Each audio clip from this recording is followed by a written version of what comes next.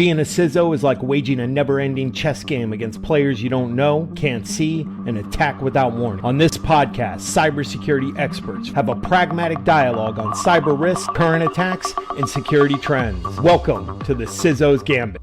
Hello and welcome to the CISO's Gambit. I'm your host, Sean Cordero. Today, I am joined by Chief Digital and Technology Officer JP Saini of Sunbelt Rentals. JP has been an industry leader in helping prepare the next generation of cybersecurity professionals in both his capacity as a thought leader and business leader. Throughout his career, he has helped inform and bring forth many programs associated with preparing the next generation of cybersecurity professionals. JP, thank you so much for joining us today. Hey, Sean, thanks for having me. It's my pleasure to be on the podcast with you. JP, for the audience that may not be familiar with the great work that Sunbelt Rentals does, could you provide a brief overview for them? Sunbelt is a leader in the equipment rental industry, and Sunbelt Rentals is constantly advancing the idea of how a company can best service customers, communities, and the planet. We are the second largest global player by revenue. And we serve anything from construction. You'll see things from skid loaders to heavy earth moving machines to power generation, namely, call it generators, to HVAC systems, to scaffolding, to film and studio business. So when it comes to rental and renting any equipment, from a hand tool to some of the largest machines to other things, which we refer to as specialty, because we not just rent you the equipment, we also help you put it together. So we'll engineer it for you. So that's a component of the equipment and some services coming together to keep it going. Think of a healthcare system in a hospital. When there's a patient on the table, you want to make sure that there is no disruption in power. So we come in with our generators. We would have the HVAC covered. We would have the lighting covered. So, and think of any natural disasters. When the recovery effort is happening, you will pretty much have most of our lines of businesses kicking in to help recover from a natural disaster, from machines to tools to whatnot. So yeah, it's we're a pretty integral part of society on an everyday basis, and that's helped the cause. JP, thank you for the great overview. Given the importance of the Sunbelt Rentals mission, how has that experience as a senior executive in your organization and the mission of Sunbelt informed the way that you have approached both your hiring practices and the type of talent that you seek out within the industry, either from a mentorship standpoint or to help drive change within the way that we're educating the next generation of cybersecurity professionals?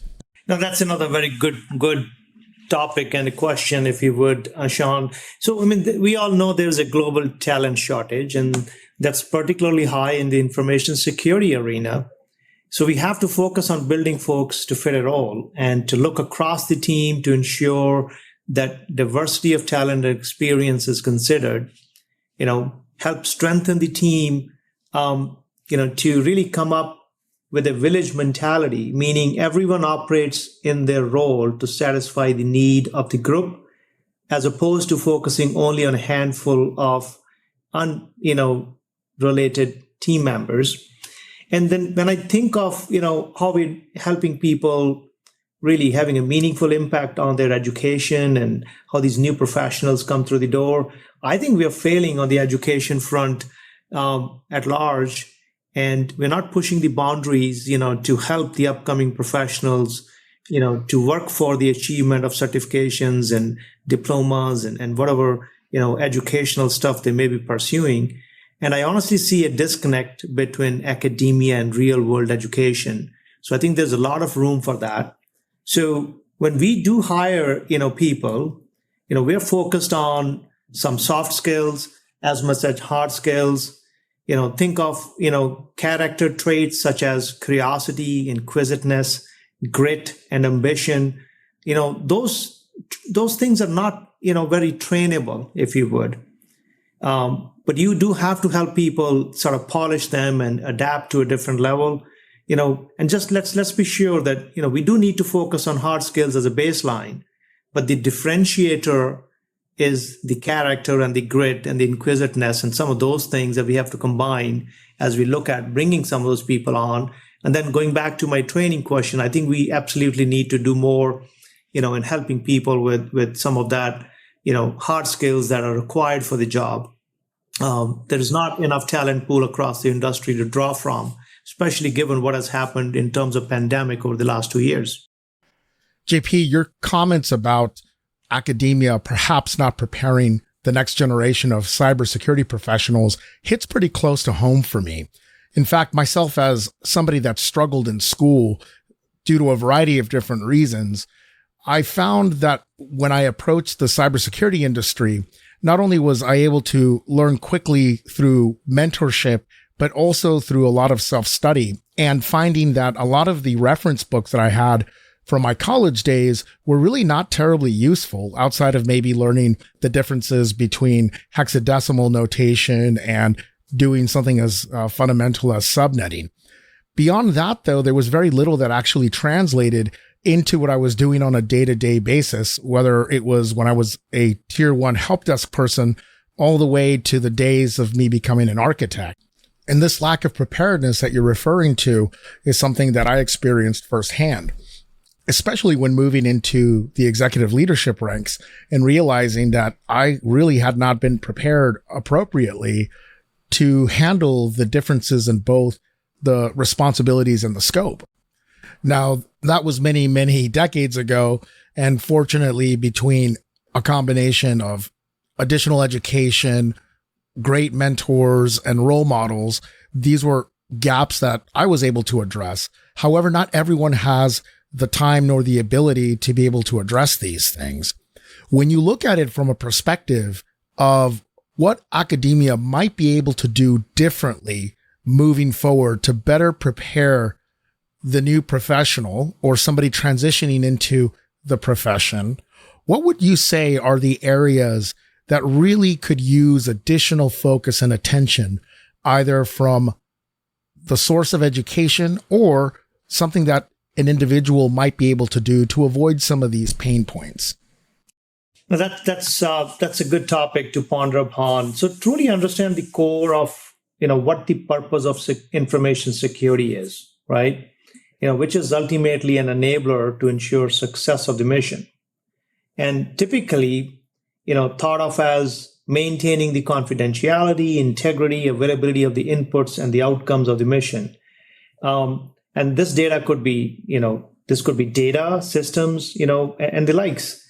And I think we need to work to understand how business works, how to execute security through this business lens.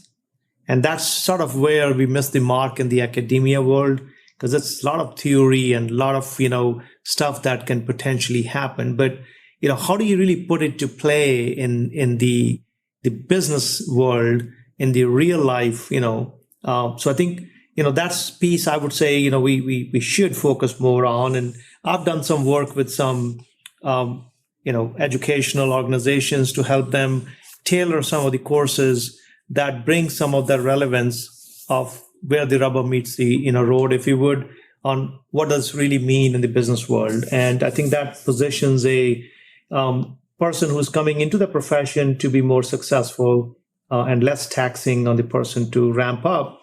Now, cybersecurity has been thought of as an IT function, throughout its brief history, and this needs to change to the concept of business risk management. And I think that's something that I've been socializing quite a bit to say, is it truly a tech function, or should we look at information security in a broader term of business risk management and leverage tech to really get the outcomes we need? And I think that's probably going to be more sustainable. And understanding the technical underpinnings is important and critical, but this is the component, that's important. But you really have to bring in the risk management at large and look through the business lens. And I think that really brings a lot more empathetic view, a lot more realistic view of an information security professional to have the context to say, what am I protecting? How am I protecting it? And then what are the best tools and techniques I can apply to either hold the line or stay ahead or at least block, intercept, tackle. JP, so based on my understanding from what I'm hearing, it sounds like one of the things that if you could change across the industry, improving the alignment in terms of better outcomes and understanding around risk management and the alignment to business outcomes in the context of cyber risk management is one of the key areas that you believe is necessary. Beyond these skills, are there additional technical skills that you believe are necessary? For example, building the appropriate soft skills and business acumen needed to be able to thrive within the world of cybersecurity. If so, where would you see this residing, where it would have the most impact? In traditional academia, or is this something that is better suited to be taught outside of the collegiate world and instead be handled by professional level certifications and training?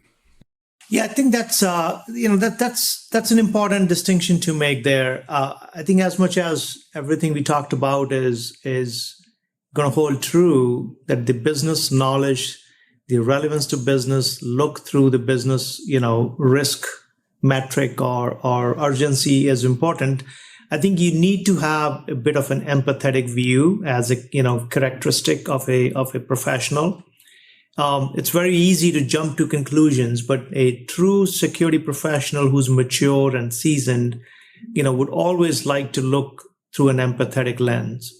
And I think that allows you to rationalize the noise from the signal, because if you can focus on the signal quicker, that means you have a better chance of defending the house and have a much broader, way to deal with things. So I think that's one way to look at it. But I think the other way, from a leadership point of view, a tight integration with the business risk management and the legal and even the operational folks is equally important.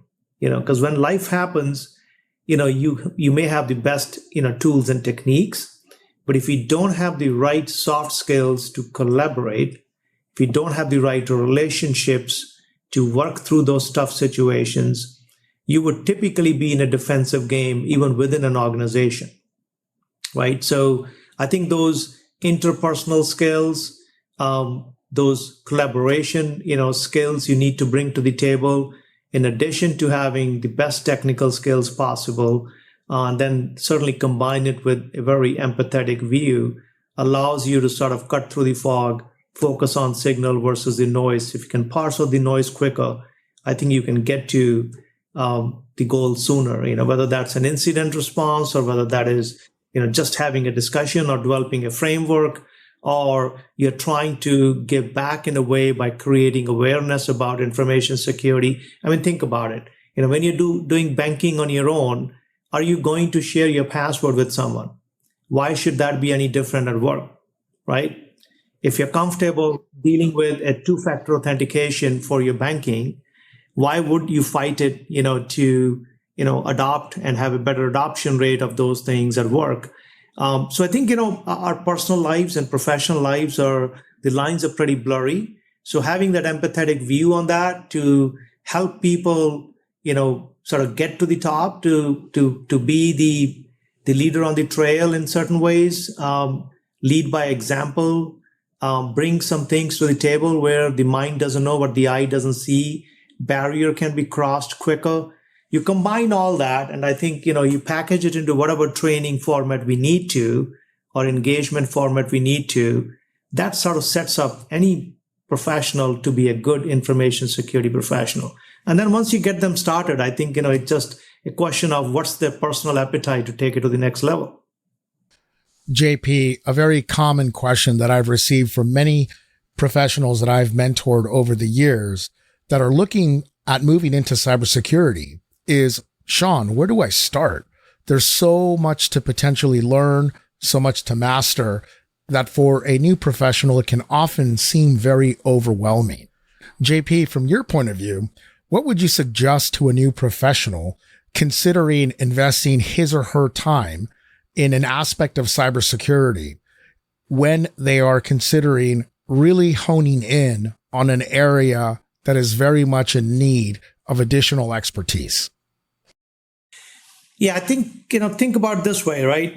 If you're looking at to the risk metric and there's somebody who's interested in crossing the line and being a security professional, in terms of hard skills, you want to have, a good understanding of things like identity and access management. That's sort of a prerequisite, right? So you could build on that, depending on what tools, techniques you're leveraging in a given organization or your prior experiences. I would say a training or two in identity access management platforms is sort of a fundamental skill to have. A good understanding of some elements of the network and routing. Again, basic foundational training is important. And then, of course, I think you would need to have some training on some tools and techniques where you can converge some of that information, again, from a basic point of view. So skills in monitoring and alerting could be fundamental and very starting, if you would. And you could start in either one of them or combine them. And then I think certainly, going for a good certification in a leading platform is always the right next step. But I don't believe that having a single certification today, would allow you to succeed and flourish in your career. You probably have to have, a multi-skill approach. That means look at a couple of, leading vendors, start somewhere, but at least try and get at least 2 or 3. This way you have the depth and the breadth of what the industry is using. So you're opening more doors for yourselves in the industry, but more importantly, you understand the commonalities in these platforms, and that sort of becomes your core of what you can offer. JP, all knowledge tends to reconnect back into itself. And I'm hard pressed to say that there are skills that I learned many years ago that are not really relevant, even though from a pure command line or relevancy from a protocol perspective, they may no longer be needed. There were lessons learned throughout that time and experience working with those technologies that are no longer present in modern environments.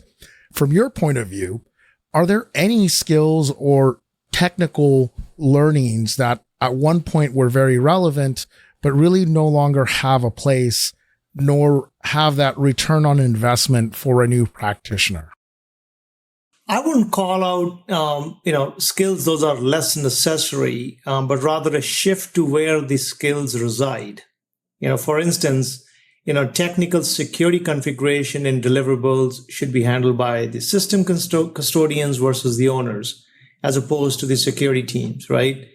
Security needs to understand the how and why for the configuration, but, should not necessarily be the executor. Said differently, I think we used to have CISSP, we still do. We have all these other, certifications for different, companies and providers.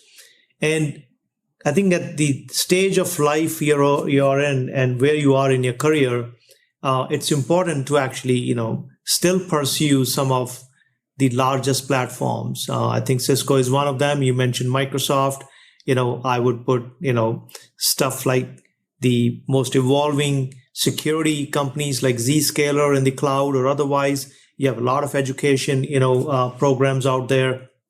So I think one is a traditional player, and then also the more cloud relevant, not cloud retrofitted, but cloud relevant, born in the cloud players. Everybody's offering certifications. It just depends on, what path you want to be on. Now, will Cisco and CISSPs, ever go away? Probably not. But I think it's the norm of convergence in the cloud. So any skills you can acquire as a security professional, those are more relevant and more sellable in terms of cloud security and convergence of cloud security, I would say if someone is coming into the field, they should probably start there rather than the traditional way of most of us started through the CISSPs and, all those Microsoft and, NetApps and God knows, the list was long. I remember going through it, 20 years ago myself. But I think there are better ways, today. There is more convergence of it in the cloud. So I would look at the, more relevant players where the convergence of these skills come together than just a particular traditional player. Your points definitely resonate with me, having built my early career very much around not only those technologies, but utilizing those certifications in lieu of a traditional college degree. JP, thank you again for all of the insights and sharing a lot of your lessons learned and recommendations for somebody that is looking at moving into the cyberspace, and particularly the ways that we can consider reworking both the educational system around preparing the next generation of cybersecurity professionals and leaders. I'd love an opportunity for you to leave us with a couple of parting words for those of us that are considering moving down this particular path or considering making a shift within the information security space where perhaps they are already within one of the various lanes or subsets that exist within this robust career track. Yeah, absolutely. Understanding the purpose of cybersecurity, and also that is a tough road to follow, but there's absolutely treasures to be found on this road, but it's quite challenging. That's sort of philosophical, but, sort of it's true. Pay close attention to various disciplines in cybersecurity and think through the area, one that you're interested in. And second, things like incident response is vastly different world from, for instance, information security, risk and compliance, or security architecture. So making distinction between these, different arenas and platforms and the avenues of information security is important. I believe there's quite a bit of, misinformation out there about just generalized, broad statement of, hey, I'm an information security professional or want to be an information security professional. I think you have to sort of hone in on the area you really want to go after, because, it is still a pretty, highly trained skill. So you have to put the right energy in the right direction. And cybersecurity is a very broad field. We know that. And it includes extremely technical roles and the roles that don't inherently require any deep technical skills, right? So there's sort of a, call it both ends of the equation in cybersecurity and information security, highly technical roles, and then some roles that may not be very highly technical, but highly analytic, for example, right? We were talking earlier about, parsing noise from the signal. That's more analytic than being highly technical. So I think you got to have to, pay attention to that and seek some help, have a discussion or two with the right people. There's quite a material out there on the internet that tends to be quite confusing. And the core components, to success are natural curiosity. We talked about that earlier. Inquisitiveness, critical thinking is super important. If you want to be in this particular, game, grit, long hours, lots of determination to not give up, right? So grit is important. And of course, the desire to actually do it. And, folks should understand at large that the best day in security response is incredibly boring. It's really not the television CSI world where things look pretty fancy. So in a nutshell, I think it's a very important job. I would say, if you want to be an information security cyber professional, there's quite a fun to be had. You just have to find your lane.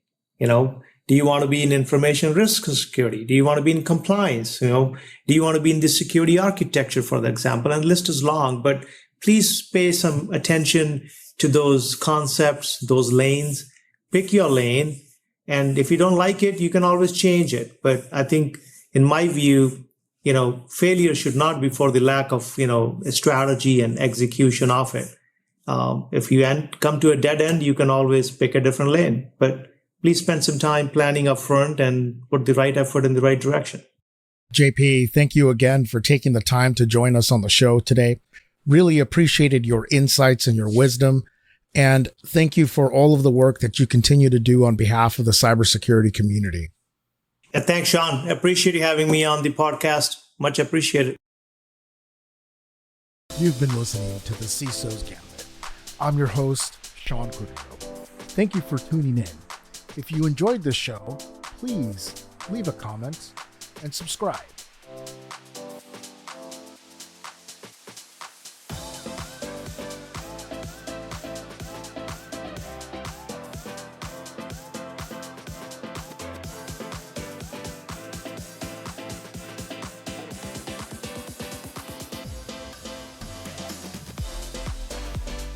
Content on this podcast may contain forward-looking statements that are current as of the date of recording and subject to change. These statements are subject to the safe harbor provisions created by the Private Securities Litigation Reform Act of 1995. Full legal disclaimers are available at revolutionaries.zscaler.com. Copyright 2022.